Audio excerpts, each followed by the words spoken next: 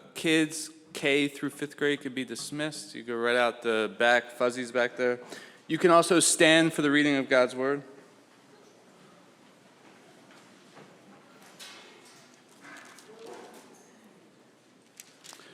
Revelation 6, verses 1 through 17, the entire chapter. Now I watched when the Lamb opened one of the 7 seals, and I heard one of the 4 living creatures say with a voice like thunder, "Come." And I looked, and behold, a white horse, and its rider had a bow, and a crown was given to him. And he came out conquering and to conquer. When he opened the 2nd seal, I heard the 2nd living creature say, "Come." And out came another horse, bright red. Its rider was permitted to take peace from the earth, so that people should slay one another, and he was given a great sword. When he opened the 3rd seal, I heard the 3rd living creature say, "Come." And I looked, and behold, a black horse, and its rider had a pair of scales in his hand. And I heard what seemed to be a voice in the midst of the 4 living creatures saying, "A quart of wheat for a denarius, and 3 quarts of barley for a denarius, and do not harm the oil and wine." When he opened the 4th seal, I heard the voice of the 4th living creature say, "Come." And I looked, and behold, a pale horse, and its rider's name was Death, and Hades followed him. And they were given authority over 1/4 of the earth to kill with sword, and with famine, and with pestilence, and by wild beasts of the earth. When he opened the 5th seal, I saw under the altar the souls of those who had been slain for the word of God and for the witness that they had borne. And they cried out with a loud voice, "O sovereign Lord, holy and true, how long before you will judge and avenge our blood on those who dwell on the earth?" Then they were each given a white robe and told to rest a little longer until the number of their fellow servants and their brothers should be complete, who were to be killed as they themselves had been. And when he opened the 6th seal, I looked, and behold, there was a great earthquake, and the sun became black as sackcloth. The full moon became like blood, and the stars of the sky fell on the earth as the fig tree sheds its winter fruit when shaken by a gale. The sky vanished like a scroll that is being rolled up, and every mountain and island was removed from its place. Then the kings of the earth, and the great ones, and the generals, and the rich, and the powerful, and everyone, slave and free, hid themselves in the caves and among the rocks of the mountains, calling to the mountains and to the rocks, "Fall on us and hide from us the face of him who is seated on the throne, and from the wrath of the Lamb.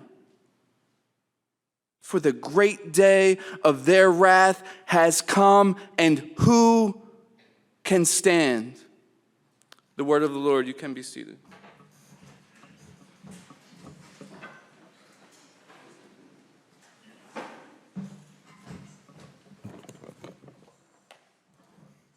All right.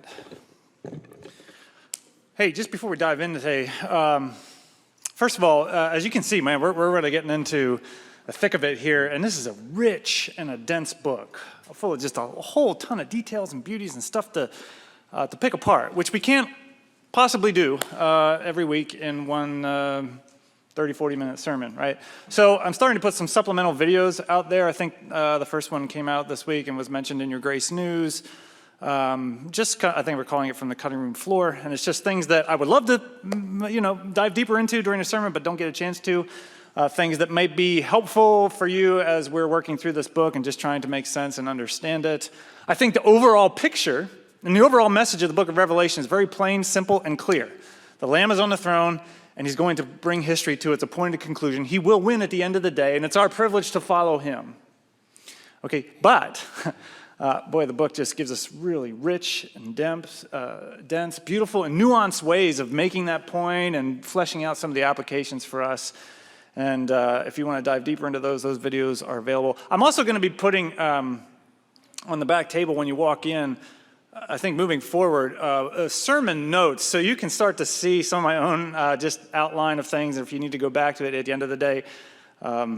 And they were out there, but probably nobody thought to grab them, so some of the guys are here. If anybody would like a sermon note to follow along with, you can feel free to raise your hand. Don't feel like you have to. It gives it all away from the get-go, so maybe you'd rather be surprised, whatever. But anyway, okay, so that's it. So look out for those videos. I was talking to Bill Batdorf earlier, I guess it was yesterday, and had we realized that first video was going to come out on April 1st, I did it earlier in the week, but it didn't actually go out, on April 1st. Boy, we could have had some real fun with that and talked about how we had finally discovered that the mark of 666 does actually point to the vaccine. Who would have knew, right? Or something along those lines, and then, sorry. Is it too late to make COVID jokes? I don't know. Maybe we're done. I don't know. Anyway, okay. So, we're going to dive into this incredible chapter here in chapter 6. And to do that, let me intro first by saying, so Disney has come out with Disney and Pixar. They've come out with their new movie, Turning Red. You seen that movie? Anybody? A few? Not too many. Hopefully I'm not going to give away spoilers here on that. The kids are down in the basement, so it should be okay. Not the basement, whatever. Anyway, it's the latest Disney installment of Disney movies of young people finding themselves and discovering who they are and all this. And this movie is about this young girl named Mei Ling who is coming of age, reaching that delightful time where she's becoming a teenager and becoming a young woman. And as she describes it, is finding out that there is this messiness inside of her. She actually calls it a beast at one point. And in fact, this beast comes out whenever her newfound emotions or desires or impulses just bubble over the surface. Boom, she transforms into this giant red panda. Right? And again, just kind of illustrating coming of age and learning, and things change, as it says, and you got all these new emotions, all these new desires and impulse. And part of the question being asked in the book is, what do we do with this messiness? Right? What do we do with this beast inside of us? As the main character, Mei Ling, will say towards the end of the book, we all have this inner beast. We all have this inner beast that's just messy and loud and sometimes weird. And the question throughout the book is, okay, what do we do with this mess? And so, there was the old traditional way that you would deal with your mess, and that is that you would try to get control of it, and you would yield it or submit it maybe to the expectations of your family or the culture that you grew up in and were a part of. And this is illustrated throughout the movie with this over-the-top helicopter mom, right, who's just really trying to micromanage, all these changes going on in Mei Ling, and even wants Mei Ling not only to get control, but to slay this beast by some ancient cultural ritual. Anyway, the other possible way of dealing with this is you just sort of let it out, and you sort of indulge these newfound emotions and desires and impulses, and you follow them where they lead, and you sort of embrace them, and you even, as the movie will say, you even feed these things. Right? The closing line of the movie, again, it's Mei Ling saying, we all have these inner beasts, and they're kind of messy, and they're kind of loud and weird, and some people never let them out. I let mine out, and then here's the rhetorical question for the viewer, have you? Okay? Now, there's this blatant irony in the movie, which I don't know if the movie itself is fully aware of, But there's still this sense, well, not everybody can let out their beast just kind of free will or whatever, because the mom apparently has a beast as well too. And the mother's beast that comes out is actually very dangerous. And so no, you got to keep that beast under wraps, maybe even let that beast go, slay that beast. That might be a good idea. So there is still this very active, however you want to call it. And it's a decent movie. I actually recommend it for having some interesting conversations. But I'm more interested in the movie as being this wonderful window into just our present cultural dynamics. Where, we would all recognize that we have this mess. Maybe we'd be so bold to call it a beast within. Right? But what do we do with that is the question. And some of the old ways of dealing with that beast, getting control of it, slaying it, submitting it to old cultural norms or expectations, right? That's old-fashioned, that's out of the way. The newfound path to freedom is you just let this beast out. And you indulge it, you follow these emotions and these impulses and these desires, you see where they go, you feed it, and that's the pathway to life. Happy life. Our culture, too, is terribly blind to our ironies, and that, if you ask me, we're every bit, if not more, judgmental as a culture than we have been, right? So we still have these very high expectations for what other people ought to do with their beast and their messiness. But for me, the pathway of the good life is just to let it out, to feed it, to indulge it, and just to kind of enjoy who I am, for better or for worse. In other words, what is gone from our culture and what seems to be gone from, Disney movies, whatever come out, would be any sense that I should be somewhat skeptical or somewhat critical of the mess inside.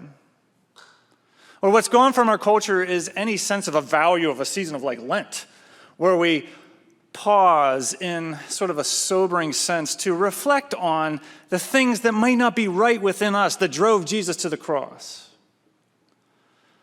Or, gone from culture are, the type of songs that we sang here today, where we say, rid me of myself, I belong to you. And, these sort of things, like,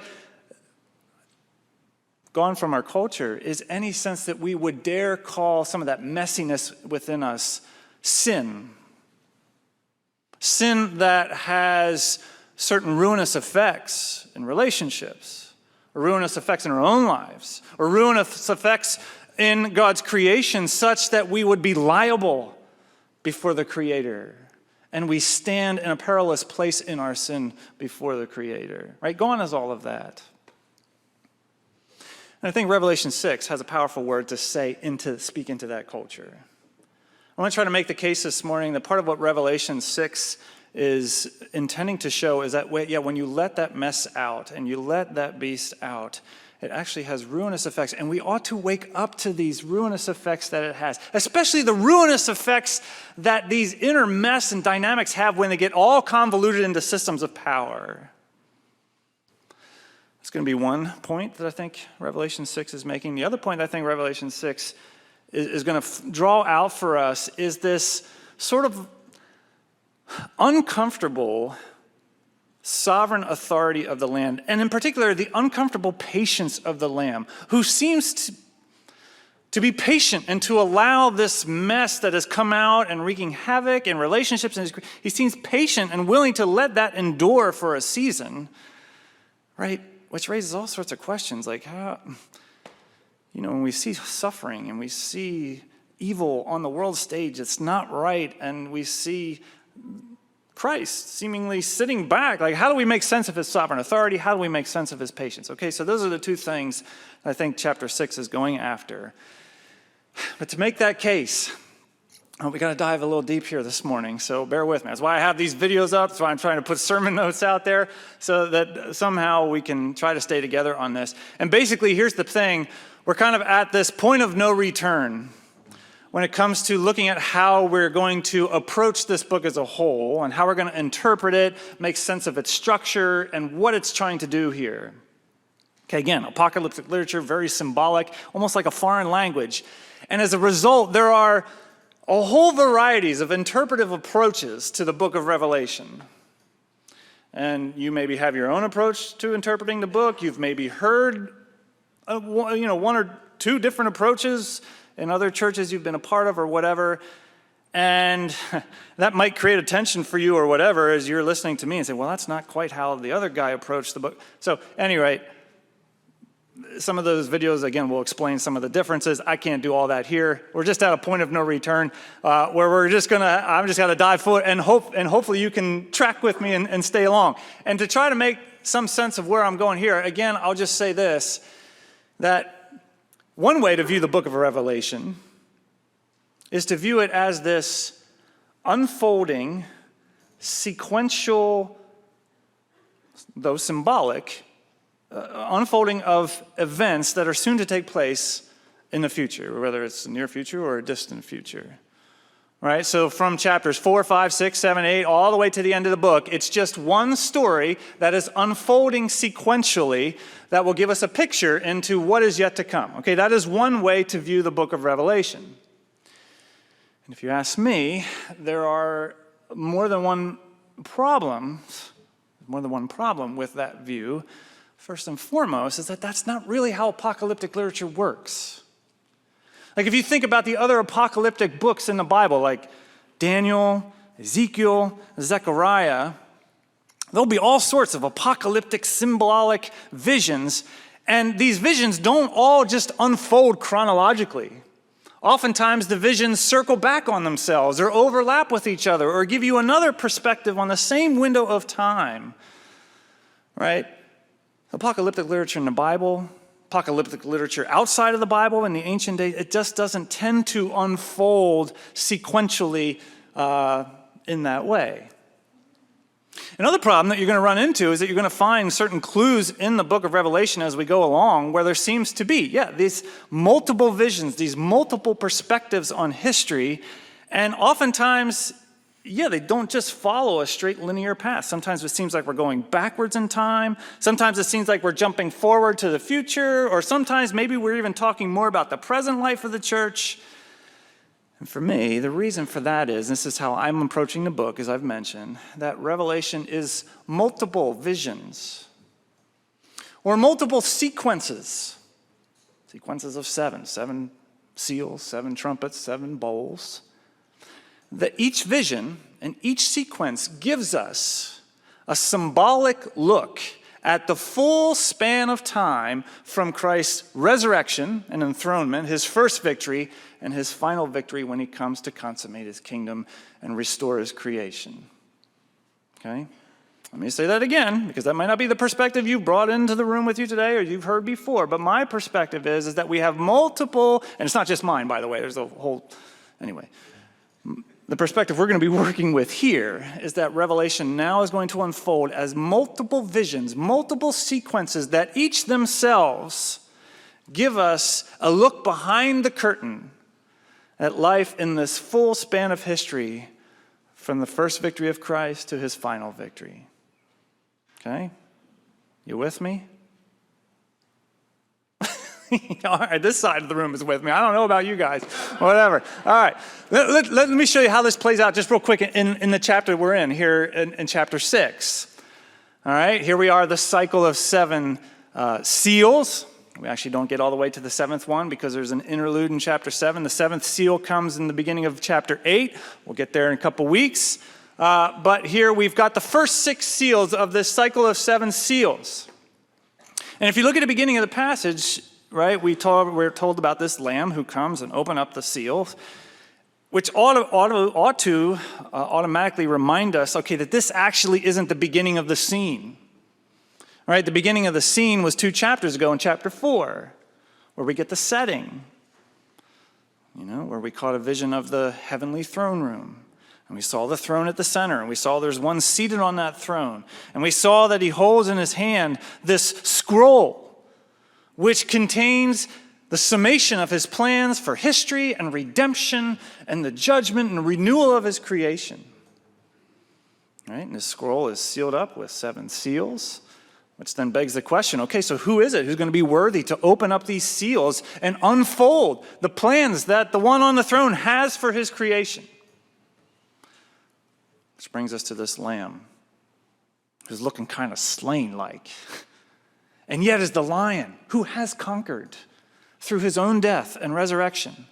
And now this Lamb is ascending to the right hand of the one on the throne, and he's grabbing that scroll, and he's beginning to unlock these seals to unfold God's plans and purposes. And, we were told in chapter 4 that this is the beginning of that period of the latter days, or the last days, which we looked at, according to the New Testament, in multiple places, begins with the resurrection of Christ. Right, so in other words, what you have here in 4, 5, and the beginning of chapter 6 is the initial victory of the Lamb and his ascension to the right hand of the Father on the throne to grab that and to begin to unfold God's kingdom purposes. In other words, with the beginning of this opening seal, in this view, we're going back to that first initial victory of Christ. And you look at the end of how this chapter closes up. And you've got this at the end of chapter 6, beginning of verse 12. You've got this picture of the sun going black and the moon going red. Neither one of them is really shining all that light. Stars are falling out of the sky. The sky is being rolled up like a scroll. Actually, you got your Greek New Testament there? I think that's the word uranos, which is actually literally saying heaven is being rolled up like a scroll. And there's an earthquake, and everybody is getting all nervous. And what's going on here? You got my slide? I get to show you more pictures from my trip in Israel. This is from on top of the Mount of Olives. Right, Bob? This is actually when you're coming into Jerusalem, when they bring us into Jerusalem towards the end of the trip, you stop here and you look out, and there's the old city of Jerusalem. That's the Temple Mount there. But this is looking at it from the top of the Mount of Olives. You can go to the next slide.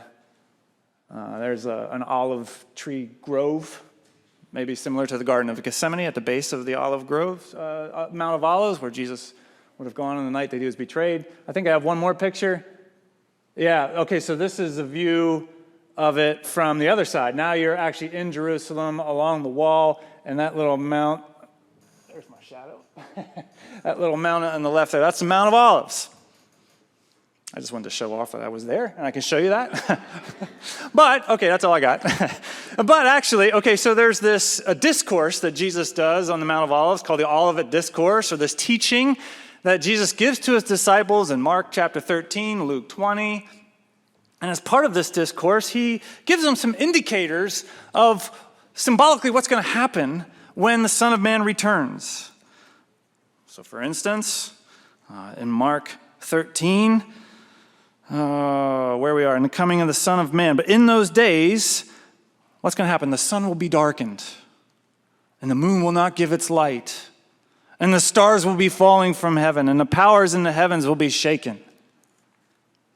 Or Luke 20, verse 25.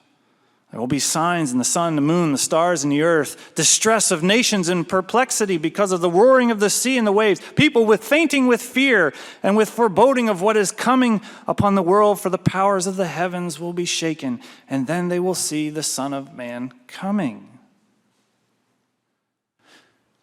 So we come back into our passage here in Revelation chapter 6, and we get to the end of the cycle, right? The sixth seal. Well, look what we have happening here. We've got the sun and the moon going dark. We've got stars falling out of the heavens. We've got an earthquake, heaven and earth being shaken. And then sure enough, too, we have people getting scared and running into the caves, fearing for the great day of the judgment of the one on the throne and the Lamb has come. In other words, do you see it? How we're moving from the beginning of the latter days, from the resurrection of Christ, his enthronement at the right hand of the Father, taking the seals and unfolding it. And then at the end of the cycle, we have this picture of Christ beginning to return. I would love to go a little bit further with you here and continue to unpack and make that case for you, but I can't do that. Watch the videos and we'll try to work our way through that. The point is, again, this cycle is pulling back the curtain and helping us to see from one particular angle what is going on behind the scenes in this history from Christ's first and second victories. And so what do we see happening? Here's the question for today. One of the questions.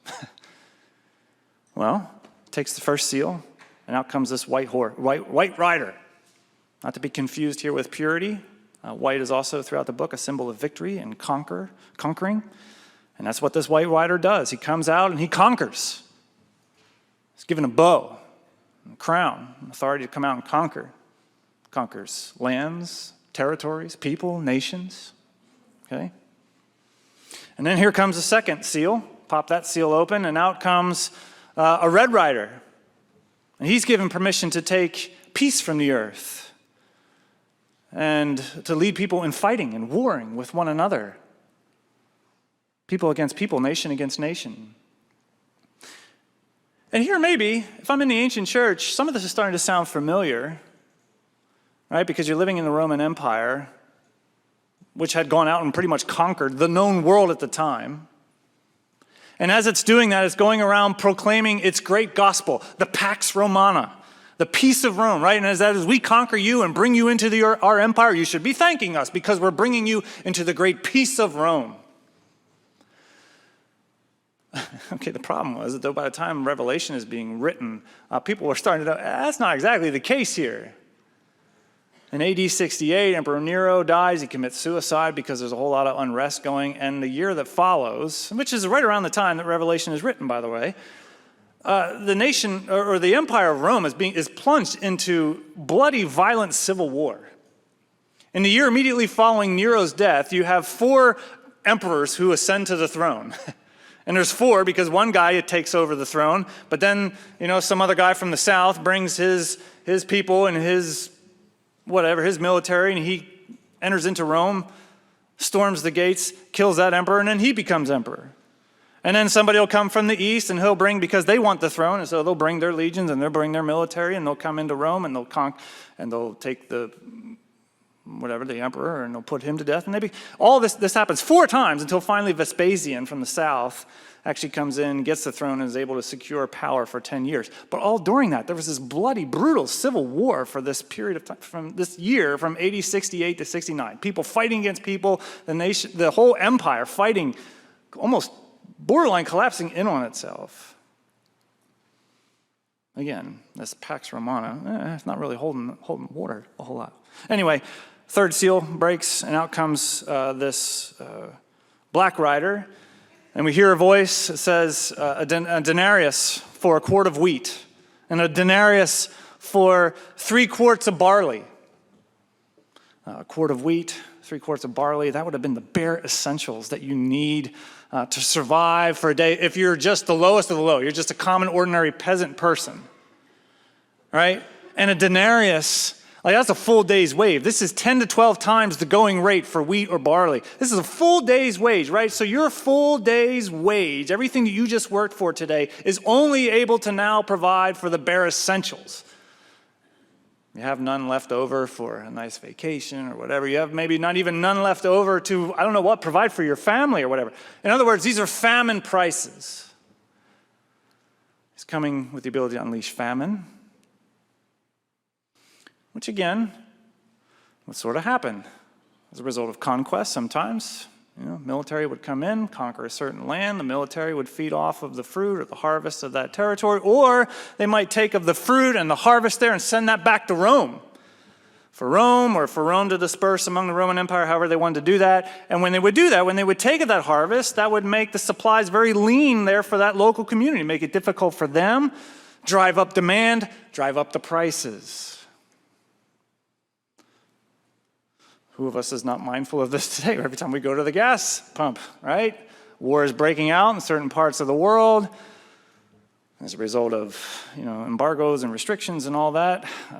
Prices of gas climbing up. Those dials are spinning a lot faster than I ever saw them spin before. I give a token nod to Vladimir Putin. Thank you, sir. And right, and then you're realizing, okay, so that means that now the cost of shipping food and trucks across, that's going to start going up, and which means the prices of food itself is going to start going up, right? This is sort of what happens when war and conquest and violence, right? There's collateral damage. We actually find out in that third rider, but don't touch the olives and the wine. Maybe that's, the more luxury items. That's the stuff that your ordinary common peasant didn't avail themselves of a whole lot. That would be for more those who have means and the ability to do so. And maybe This is just a picture of sometimes the income inequality that happens as a result of broken systems and structures, all right? That those who have means and those who have opportunity and wealth and resources increase in that, while those who don't suffer. Maybe, maybe not. You can look into that however you want to. Fourth rider comes out, breaks that fourth seal, and out comes this pale rider. And he's kind of like the summary rider, and he just is able to inflict the ultimate weapon, death itself. Death by the sword, civil war, death by famine, death by plague, whatever it is. And so, okay, here it is, right?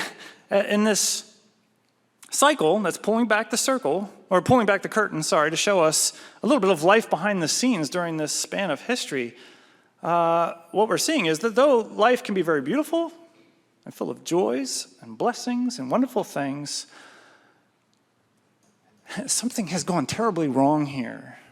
And there is something terribly broken that has been unleashed.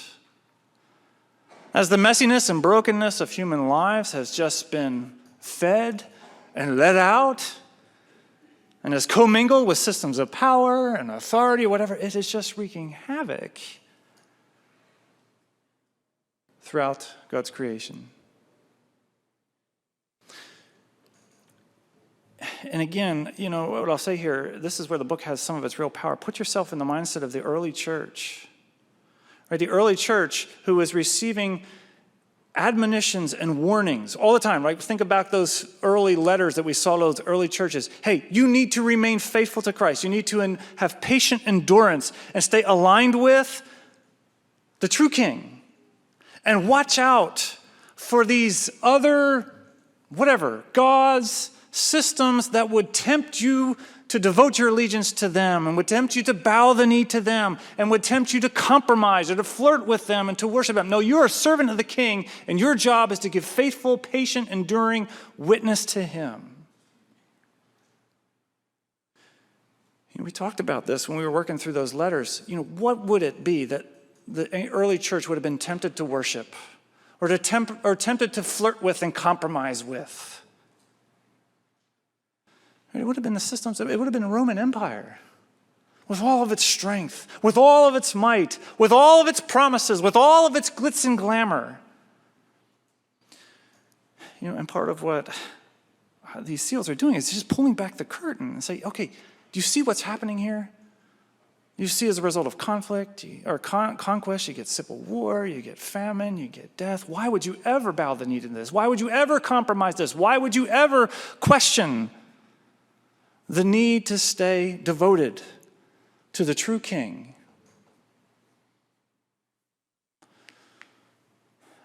It's a message not only for the ancient church, it's a message for us too, I think. It seems like our culture is infatuated with political power, and we're convinced that political power is the means of solving all of our ills as a nation or all of the world's ills or whatever. And yet we're seeing at the same time that lust or obsession with political power is wreaking all sorts of havoc. And that now politics, right, we all know is this great divider of our country, and right, is this great divider of families and communities, this great divider of even churches. Or think a little bit of like the church in China. We've been learning a bit about the church in China from Binny and Wong and Corey and Xiaomei and Asia and Zeno are talking to me about it a little bit on Friday. And in China, right, there's two quote-unquote Christian churches. The church that's controlled by the state and the church that's gone underground. They've gone underground because they think that the mainline church has been forced into all sorts of improper compromises as a result of aligning with the state. And they've gone underground because it's dangerous for them to be above ground. Right? The pastors are being imprisoned, families are being persecuted and suffering. And I would imagine for that underground church, right, the temptation would be, hey, is it really that bad just to compromise a bit? And maybe we don't talk about Jesus as much, and maybe we dial down our testimony to him and the way we talk about the evils of society and sin and all that. Wouldn't it be so bad they just compromise that and, you know, get back into the established church so we could avoid the hardship that we're experiencing? It's a fair question. But again, we're going to pull back that curtain I say, why would you align with these broken systems and these broken structures? Stay aligned to the King and what he calls you to and what he asks of you. Oh, man. All right. Yeah, it's 11:05. This is why I'm creating these videos. I thought I bit off more than I chewed today. I was originally going to stop the passage here, but I told Matt, just read the whole thing because you got to see the whole cycle. So just bear with me for a few more minutes. The other tension of the passage is, or the great unanswered question here is if we're going to say that this is the unfolding of all of history in this time, well, how do we make sense of the fact that it's the Lamb who's opening these darn seals? Or what do we do with the fact that it seems like each of these writers is given permission to go and do what they're doing and to go and to wreak their havoc? In other words, again, here's that question. How do we hold this tension of this insistence? Know that the Lamb is on the throne and he is fully sovereign over the purposes that God has, and he has sovereign authority over how this history is going to play out. And yet, as he starts opening these seals, things don't get better, they get worse. It seems like.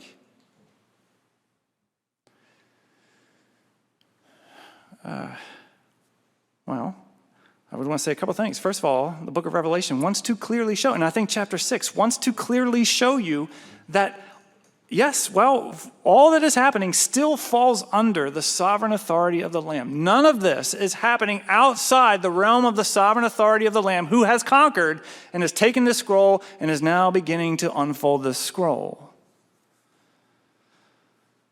Dare we even say there might be a purpose behind it? Like when I go to the doctor and, if I say, doctor, I've got pain, in my arm and numbness in my arm. Fix that.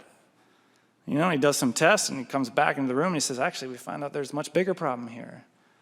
And you've got some discs in your back that are all out of whack and it's pinching nerves and shooting pain out. Or we find out that you've got a blockage in your, and blood's not getting down into your arm the way it needs to. And we got to go in there, we got to clean up, or open some up some of that blockage.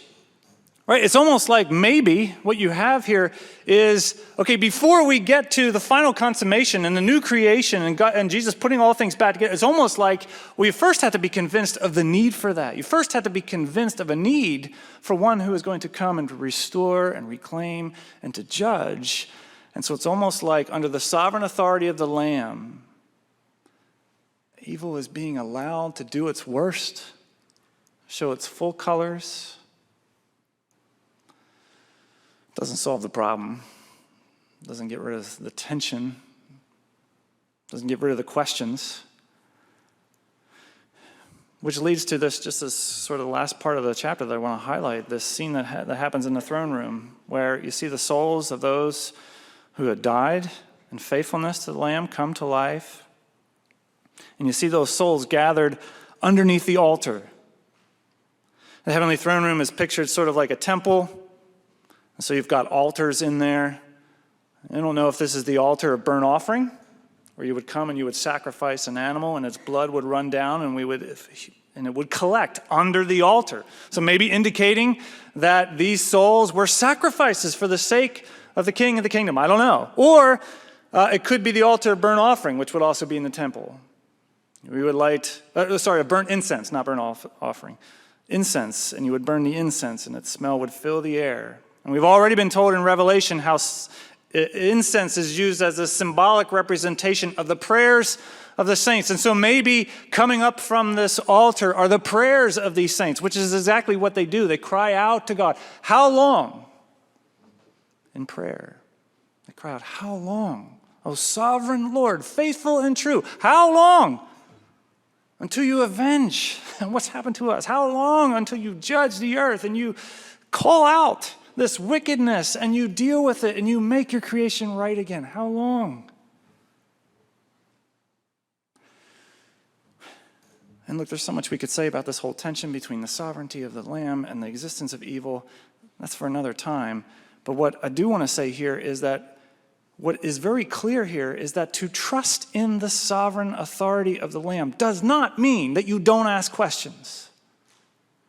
To trust in the sovereign authority of the Lamb in the midst of hardship and suffering and evil does not mean that you can't ask questions, or that you can't wrestle, or dare we say you can't doubt or struggle with the pain that you're experiencing in light of the sovereignty of the Lamb. I don't know who I was listening to this week on a podcast who said, if you can read the headlines in the New York Times on a day-to-day basis, or you can watch the 6 o'clock news of all that's going down in Philly on a day-to-day basis and come away from that and never question the sovereignty of God, or never struggle in faith, or never struggle with doubt, that's a faith I don't understand, he said. And the thing is, that's a faith that the Bible doesn't understand either, because the Bible is full of people, whether it's in the Psalms, or whether it's in Daniel, or whether it's in Isaiah or the book of Job, who are constantly asking questions to this God that they believe is sovereign in his authority. Right? Jesus himself is asking questions in the moments of his trial. Why have you forsaken me? The psalmist says, where in the world are you while this is going on? Or how long, O Lord, right? This prayer that's ushered from the base of the altar is the prayer that has been off the lips of God's people throughout the ages. How long, O Lord, faithful and true, until you judge and make this right?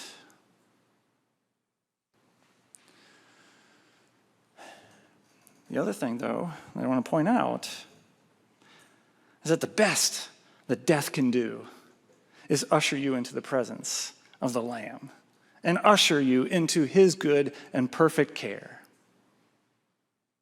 This is not the final installment, by the way. This is not the eternal scene here, right? Heaven's going to be rolled up like a scroll, and there's going to be a new heaven, and that heaven's going to come down to earth, right? So we're looking forward to new creation, but this is like an interim installment.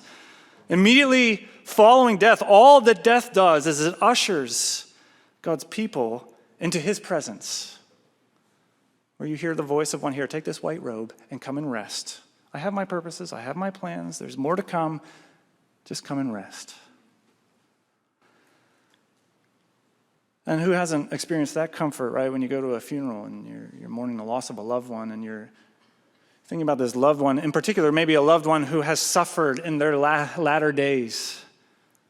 And as you're there at the funeral, you're mourning this loss that you now experience. You're angry in the face of death. And yet there's this relief and this comfort that their suffering has ended. And they have been ushered into the perfect, good care of their loving Savior. And I see Dennis Dragon. It's great to see you here, Dennis, right? And I think of Lois, and you think of how she suffered in those, man, for how many years leading up to that. And I'm sure you grieve day in and day out, at the loss of your beloved bride. And yet there's got to be a measure of comfort, I would imagine, just to think that she is rid of that, all that stuff that was wreaking havoc in her lungs for so long, and is standing face to face with her King, and is enjoying his good, perfect, eternal care. It's the best death can do.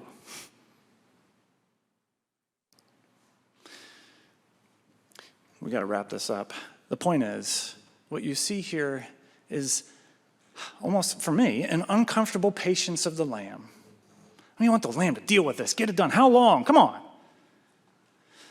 But the Lamb is patient. We've seen this through the Bible. Right? God is patient when he says to Abraham, hey, I've got a great land that I'm going to bring you to, but it's not time yet. There's wickedness going on there, but it hasn't reached its full potential. We're going to wait on that. We see the patience of Jesus. His whole life is an act of patience, right? When the world has gone to hell and his own people are turning their back on him, yet he doesn't just put an end to it and say, okay, we're done with this. I'm going to judge and I'm going to avenge. No, he comes and he lays down his life in this great act of patient love, and he gives himself sacrificially to rescue and redeem those who had participated in all that's broken and not right in the world. So there is this patience to the Lamb. It's an uncomfortable patience. But you need to see, that's how does our chapter end? That patience eventually runs out. And this Lamb will come and will judge. This Lamb will come and declare what is right and not right in his creation. And this Lamb will, as an act of judgment, rid his world of all that is not right. And so if you've been aligned with that, if you've been participating in that, you should have the response that these sevenfold company of people have of fearing the judgment of the Lamb that is coming. So again, I think the call from chapter 6 here is for us to wake up. to the ruinous effects of that mess that we all sort of have. Right? And if you're here with us and you're just checking us out here this morning, or checking out Jesus or what it means to be a part of his church, you're not sure what you think about all this, all that. And maybe you come from a culture that's not too inclined to look at the inner mess and call it sin, or look at the inner mess and consider it something that needs to be submitted to someone else or whatever. And I would just say to you, well, okay, so the Bible is painting Jesus as a redeemer and a rescuer and a savior, one who is come because there is a mess that wreaks havoc in relationships, in your own life, and in God's creation, and he is coming to rescue and redeem you of that. And so part of what it means to follow Jesus is that we let him be that judge who judges what is right, not right, and not right. And we let him tell to us what part of our mess is okay to live with and what is not. And what I should, try to submit, what I can let out, all that stuff, right? We don't make those decisions ourselves, but to trust Jesus is to let him be the judge. It's to let him be the rescuer. And to remember that his death, resurrection, fully, from beginning to end, absolves us of any guilt, of any condemnation that we might rightly deserve as a result of letting that mess out and participating with the broken systems of the world. And to follow Jesus means trusting that he is the one who has conquered the power of sin and death, and that he can do that in you. He can set you free from some of the messy aspects of life that just wreak havoc. And to the rest of you who have followed Christ and are part of his church, the message for you is stay awake. Right? Don't buy into this system where we, it seems to be the prevailing notion that sin, no big deal. Or don't buy into this notion that, or don't be deluded to the fact that when this mess and when this beast comes out and it flirts with systems of power and structures of the world, it gets ugly. And be awake to that, lest you would ever be tempted to bow the knee to that, or to align yourself, or devote allegiance to that. Be awake to that. See the beauty of Christ. Give him your full devotion. Give him your full worship. So that's it. That's chapter 6. You've again bore with me as I've gone over time a little bit. I hope it makes sense. I hope you're with me. The simple point is the Lamb is on the throne, and he's executing, and he's unfolding, and he's going to lead history to its appointed end. But he's patient, and that patience gets frustrating. But let it be the opportunity to pull back that curtain and see the brokenness. See the brokenness out there, see the brokenness of here, to be awake to that, to be constantly bringing that before the throne and trusting it to Christ and making sure that our full and ultimate allegiance is always to him, so that we might be good and faithful servants and followers of him, and so that through our life and faithful witness, others might come to see the beauty of Christ and all that he's done. We pray that God would do that in and through us in the name of the Father and the Son and the Holy Spirit.